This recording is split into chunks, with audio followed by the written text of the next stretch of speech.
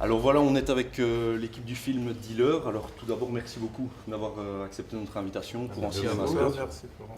Alors ma première question, elle va être la suivante, concernant la réalisation. Oui. C'est ton premier long métrage, Ouais. apparemment. Ouais. Vous l'avez déjà présenté dans pas mal de festivals, aux quatre coins de l'Europe, tout ça. Ouais. Pourriez nous expliquer un peu les premières réactions que vous avez eues par rapport à ce film? De manière générale, vraiment, le film est très bien accueilli. Mhm. Vraiment, c'est même, c'est incroyable, quoi. C'est assez unanime, quoi. Ouais. Vraiment. Après, bon, effectivement, il a toujours des défauts, on les entend, on le sait très bien, mais voilà, le film est là, et le film vit au travers du public qui le découvre, et ça c'est magique. Non, surtout qu'ils ont rarement vu ce style de film français depuis un certain nombre d'années. Enfin, c'est assez unique ce genre de profil de film. Et je pense que ce qui nous renvoie beaucoup, c'est en effet de ne pas avoir vu ce genre de film sortir de France. Mhm. Ok. Au niveau du choix des acteurs, donc toi Dan, tu es l'acteur principal. Ici, on a un autre acteur. Au niveau du choix des acteurs, vous connaissiez déjà avant ou alors vous avez... La majorité, ouais. L'idée quand tu pars sur un film, c'est que tu essayes toujours de limiter, c'est comme une entreprise, tu essaies de limiter les risques. Donc le plus gros risque qu'on avait, c'était le temps. C'est un film qu'on a fait en 12 jours. Quand tu pars sur un film en 12 jours, les priorités, c'est encore une fois, de limiter les risques. Donc tu prends les gens avec qui tu as déjà tourné, tu prends les gens que tu connais, tu prends des gens qui sont motivés, qui veulent faire du long métrage, qui n'ont pas forcément encore fait de long métrage. Puis voilà, donc on a tourné avec des gens qu'on connaissait, des gens dont moi je savais qu'ils pouvaient délivrer sur les rôles qu'on avait écrits moi et Samy. Voilà, Dan c'était évident puisqu'on a écrit par rapport à des choses qu'il nous a racontées de sa vie.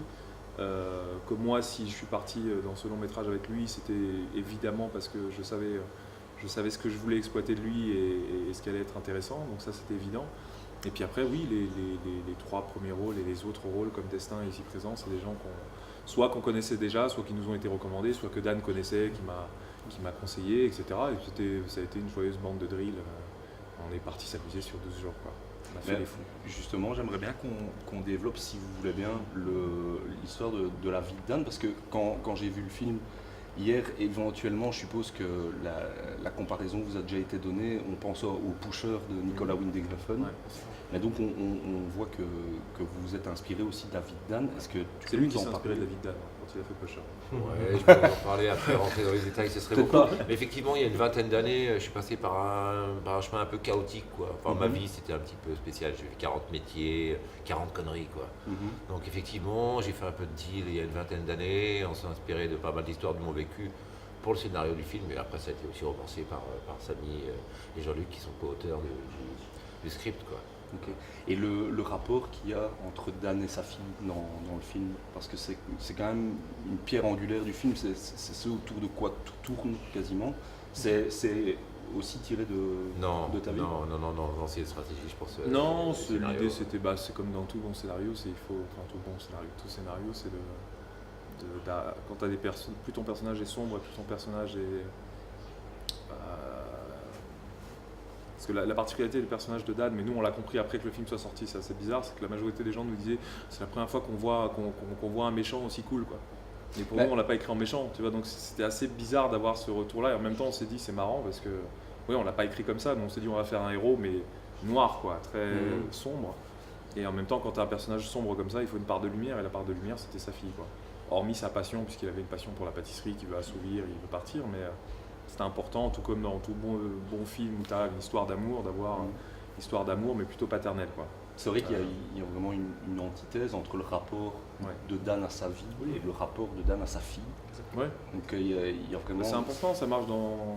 Il y a un film qui s'appelle The Iceman, que tu as vu, qui marche comme ça, où le mec passe son temps à dézinguer des gens de plus en plus salement, et en même temps, de l'autre côté, c'est un vrai bon père de famille qui est encore plus sensible que sa femme.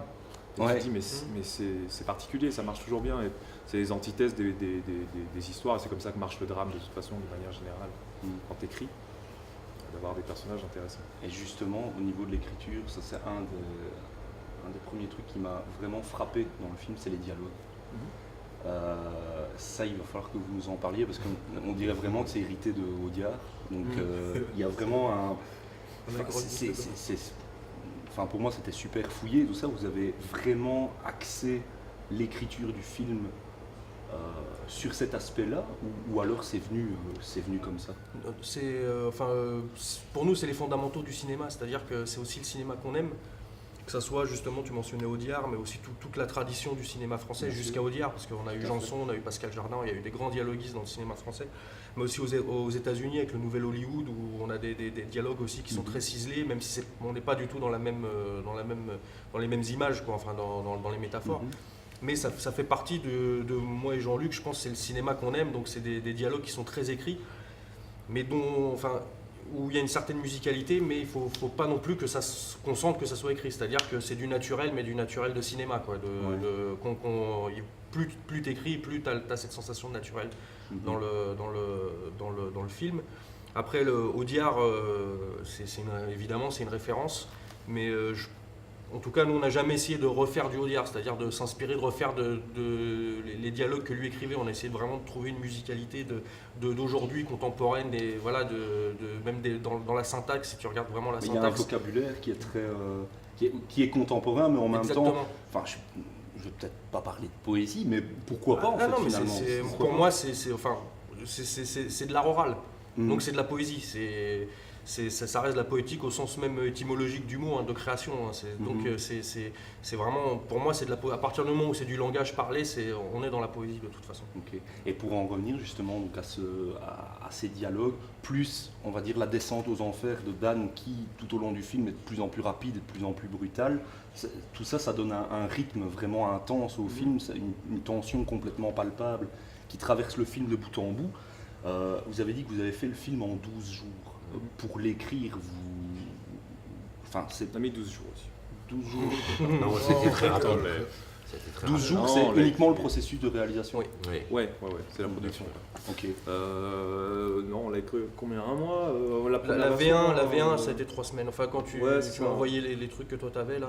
J'avais écrit 30 pages, j'étais bloqué, mais je sais pas si on peut dire bloqué, mais j'étais feignant. Je me dis, il faut que je trouve quelqu'un qui va rafraîchir un peu le truc avec moi. Et j'ai rencontré Samy, et Samy est parti 3 semaines. 3 semaines après, il est revenu avec la V1. Voilà, et à partir de cette V1-là, on a commencé à façonner, et puis c'est devenu la V5 au bout de 2 mois, un truc comme ça, quelque chose comme ça. Rapidement.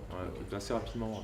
Et concernant tout ce qui est montage et tout ça, parce que c'est un montage particulièrement nerveux, dynamique, violent finalement. C'est une tradition que vous avez héritée du court-métrage, ou alors... Parce que vous avez un passé dans le court-métrage. Oui. Parce que le film finalement, donc 1h14, c'est un long métrage. C'était l'objectif qu'on s'était dit avec Dan, c'est qu'on voulait surtout pas faire un film d'1h30, on voulait surtout pas faire un film de 2 heures non plus, et on voulait que ça soit un film d'1h20, 1h15 quoi. On savait que ça devait être dans ces eaux-là pour que le coup de poing marche, parce que généralement je trouvais que ces films-là, généralement ça tire en longueur au bout d'un moment quoi. Et alors que si tu parles d'un dealer et que c'est quelqu'un qui est dans l'urgence, tu vas pas faire ton film pendant 2 heures, au bout d'un moment ça commence à gonfler tout le monde.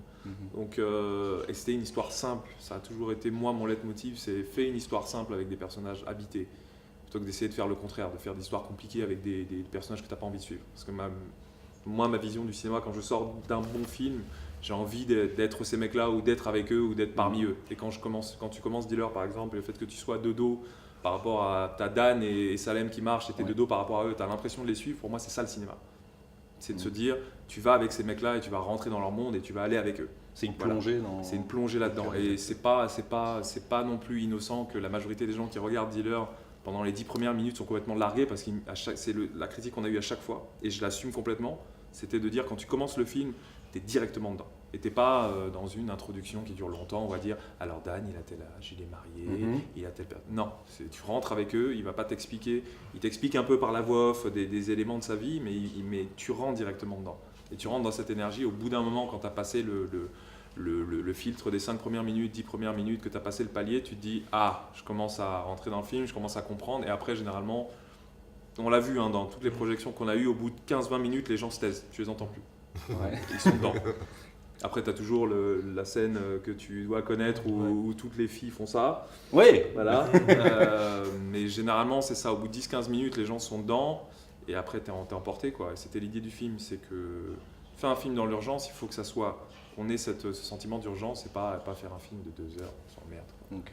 Et au niveau de encore une fois sur cette manière de tourner, tout Sur s'est le fait montage, caméra à tu parlais, l'épaule. oui, excuse-moi, je Ça, parlais. Ouais. ça, c'était le montage, mais au niveau de la manière de tourner, tout s'est fait caméra à l'épaule. La plupart. Majoritairement, oui. Parce que ouais, l'image ouais, est très tremblante comme ça. ouais, Pourquoi Majoritairement, bah, c'est toujours l'idée d'être avec lui, hein, de manière générale. C'était pas gratuit, hein, c'est pas juste se dire on n'a pas d'argent, donc on prend la caméra et puis on bouge juste pour bouger. Non, l'idée c'était d'être avec lui.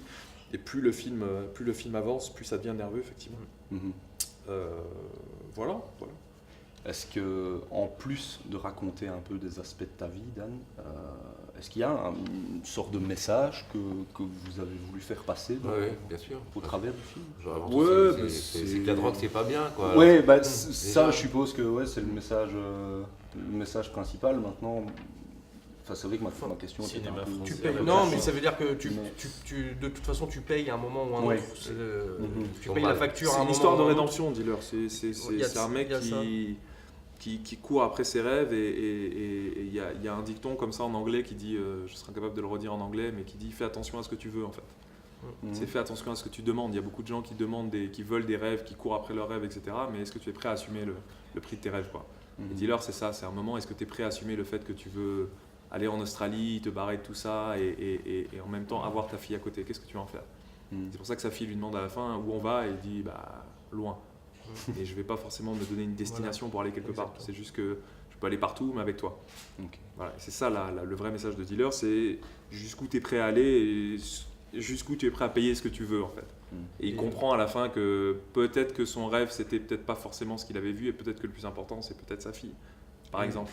Le plus important, aussi ce qu'on se disait, c'est sur les décisions. C'est-à-dire que Mm. ce qu'il est amené à faire à la fin du film, vraiment à la fin, il aurait pu le faire en le décidant dès le début en fait. bien sûr. Sans ce côté. Donc il y a tout le côté nihiliste donc, qu'on a voulu mettre dans ces choses qui sont très contemporaines d'absence de décision, quoi, où les gens ont du mal à se décider dans ce qu'ils veulent faire, alors que pourtant il choix suffit peut être juste simple. d'avoir la volonté de faire les choses, quoi. Mhm. Et au niveau de ce long métrage, donc vous avez un long métrage qui est quand même particulièrement réussi, particulièrement dynamique. Ça vous met pas trop de pression pour la suite? Ah non, au contraire. Au contraire, ça peut Parce être. que Si c'était nul, là, un ça me film- mettrait de la pression. Ouais, voilà. On parlait de l'unanimité, tu vois, Ouais. au début de l'interview, tu dis l'accueil a été vraiment unanime. Donc, Ouais. enfin, est-ce que, Après, est-ce que les gens vont pas vous attendre au tournant? Et est-ce que ça vous donne la motivation ou de la pression? Non, c'est la motivation parce que forcément, d'avoir le succès qu'on a avec ce film aujourd'hui, ça ne peut que déboucher sur des choses positives, quoi. Alors Mhm. après, si ça avait été le contraire, on pourrait peut-être pas continuer du tout. Donc je pense que c'est la meilleure des optiques que sûr. le film plaise, quoi. Bien sûr.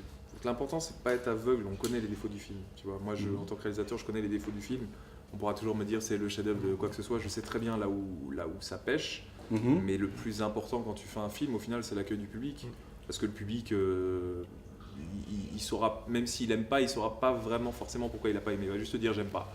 Mhm. Mais à partir du moment où des gens sortent d'une séance et ils te disent j'ai adoré, et que des professionnels vont te dire on a adoré, mais blablabla, Mhm. c'est le public avant tout qui va de Bien toute sûr. façon aller voir les films. Mhm. Donc je pense en tant que réalisateur en tout cas, il n'y a pas une pression, mais en tout cas le vrai challenge c'est de te dire ah ça a marché, c'est cool, mais il faut surtout pas que je perde de vue le fait que je sais exactement ce qui ne marche pas.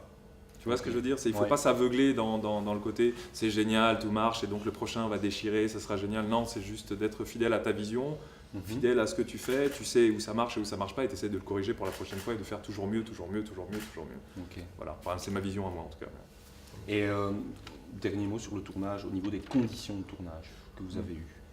Ça a été laborieux, Très dur, difficile. tendu, ouais, on se demandait comment on allait faire pour mettre en boîte tout ce qu'on avait à mettre en boîte, les journées étaient longues, c'était intense, on a perdu quelques kilos pendant le tournage. Ouais, c'était fou, mais c'était bon. Mhm. Ouais, il n'y a pas eu de. Non, ça aurait pu être pire parce qu'on a fait beaucoup de choses assez, même physiquement, assez éprouvantes, donc Mhm. ça aurait pu être bien pire. Tiens, la bande annonce qui passe, là, c'est cool en même temps. Non, on s'en est bien sorti, je trouve qu'il n'y a eu aucun accident, il n'y a pas eu de trucs graves. Mhm. Non, on a eu 12 jours et ça a été 12 jours. Intense. On a tout emballé quoi. Voilà. Pour terminer un peu cette interview, vous sauriez un peu nous dire si vous avez déjà des projets pour le futur ou alors si vous vous laissez le temps de digérer un petit peu. On part à Tahiti, on va se reposer. On aimerait bien. Non, il y a Dealer 2 qui est un projet, puisque de toute façon c'était une trilogie à la base, on le savait déjà. Donc là on est en train d'écrire Dealer 2 avec Samy sous la houlette de Dan, qui va se concentrer sur d'autres personnages, mais qui va rappeler d'autres personnages du premier aussi. Donc il y aura des clins d'œil au premier, mais ça va s'orienter sur une autre histoire, sur d'autres personnages. On a Donner qui est là à Frontières, qui est un autre projet que j'ai écrit avec Samy, qui parle de toute autre chose, qui est une romance dans un grec, avec un jeune couple parisien, qui est un peu dans la même veine que Dealer, mais beaucoup plus mainstream quand même. Voilà, et puis on a d'autres projets avec Samy, on écrit. Moi j'ai un film américain qui va se tourner là cet été. Voilà, je vais essayer de parler des autres aussi. Oh, pour ma part, pas grand-chose. Quelques projets en balbutiement qui commencent à entrer en pré-prod, mais en tant qu'acteur ou producteur? Acteur et producteur aussi, mais producteur, ça va pas. Tout va dépendre de la suite de Dealer pour moi, à mes yeux. Okay. Voilà. Il faut que le film sorte et soit vu un maximum de fois pour que je puisse obtenir la possibilité d'aller plus loin. Oui, moi les projets évidemment avec Jean-Luc, Dealer 2, Donner, et puis d'autres choses qu'on a en tête encore. Sinon, je suis en train de dialoguer un film, un premier long métrage de Simon Saulnier qui devrait être tourné fin d'année, et qui s'appelle Capture. Et je viens de vendre une série pour la télé. Donc, je peux même pas dire le titre, mais c'est en développement. D'accord. Ok. Sinon, moi, il y a comment dire, les Cavaliers Bleus, avec une production des Cavaliers Bleus qui sont en Belgique. Je suis dans le projet Miroir d'Artaud. Je vais être protagoniste, donc je tourne à Malte en octobre. Et sinon, je monte une pièce, La Révolte des Anges, d'Enzo Corman, l'auteur. Et ces trois individus, il y a Jet Baker, Bernard-Marie Cortès, l'auteur. Et moi, Jean-Michel Basquiat, c'est moi qui joue Jean-Michel Basquiat. Okay. Et donc, on a monté la compagnie. Donc voilà, on cherche les financiers. Tu te concentres plus sur le théâtre que sur le cinéma? Non, sur le cinéma aussi. J'ai fait les deux en parallèle. C'est important en tant qu'acteur, même si on est au cinéma, de travailler quand même au théâtre. C'est important pour les rôles, l'esprit et tout ça. Là. Okay. Merci déjà de nous accueillir, poser des questions et s'intéresser un peu à Dealer. Et merci d'être venu en plus à la Projo et aller sur le site et puis continuer à mater des films un peu mad et des films un peu fous parce que c'est ce qui fait que vous aurez des films un peu plus intéressants à l'avenir et pas que des Fast and Furious, etc. Merci beaucoup. Merci à toi.